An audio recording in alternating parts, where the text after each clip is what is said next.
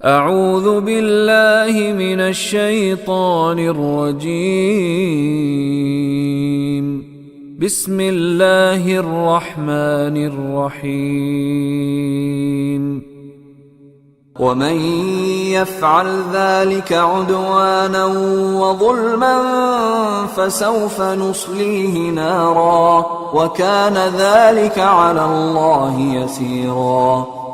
وَمَن يَفْعَلْ ذَلِكَ عُدْوَانًا، وہ اور من جو یا کون، یفعل فعل اس نے فعل کیا، اردو میں استعمال ہونے والا کلمہ ہے یفعلو، وہ فعل کرتا ہے یا کرے گا، وَمَن يَفْعَلُ ذَلِكَ جس نے وہ فعل کیے، وہ جو جن کا تذکرہ پیچھے کر دیا گیا ہے کہ اس نے آپس کی رضامندی کی بجائے زبردستی تجارت کر لی، اپنے جانوں کو قتل کیا، عدواناً اس میں ذات ہے، عدو کہتے ہیں دشمن کو، اردو ادب کے اندر بھی عدو کہتے ہیں دشمن کو، عدواناً زیادتی اور ظلم کرنے والے کو، وظلماً اور ظلم کے ساتھ، فسوف نصلیہ پس جس نے بھی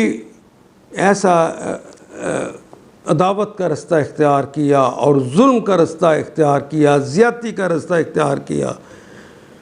فسوف نصلیہ پس سوفا پس اسے نصلیہ، اصلا یصلی تسلیتاً، اصلا یصلی تسلیتاً کسی کو آگ میں گرانا یا آگ میں داخل کر دینا، نصلیہ اسے داخل کر دیں گے نارا آگ میں، وَكَانَ ذَلِكَ عَلَى اللَّهِ يَسِيرًا، وہ کے مطلب اور کانا کا مطلب ہونا ذالکا، اور وہ ہے اللہ کے لیے کیا ہے، علی اللہ یسیرا آسان ہے، یسرا یاسیرا یسر، تحسیر کا کلمہ بھی اردو میں استعمال کرتے ہیں، انما العسر یسرا، اللہ یسیرا یہ اللہ کے لیے بڑا ہی آسان ہے۔ یقین مانو اللہ تمہارے اوپر مہربان ہے، ان اللہ کان بکم رحیما، ومن یفعل ذلک عدوانا جو شخص ظلم و زیادتی کے ساتھ ایسا کرے گا اس کو ہم ضرور آگ میں جھونکیں گے۔ جو زیادتی کرتے ہوئے ظلم کرتے ہوئے یہ کرے گا، جانوں کو قتل کرے گا یا وہ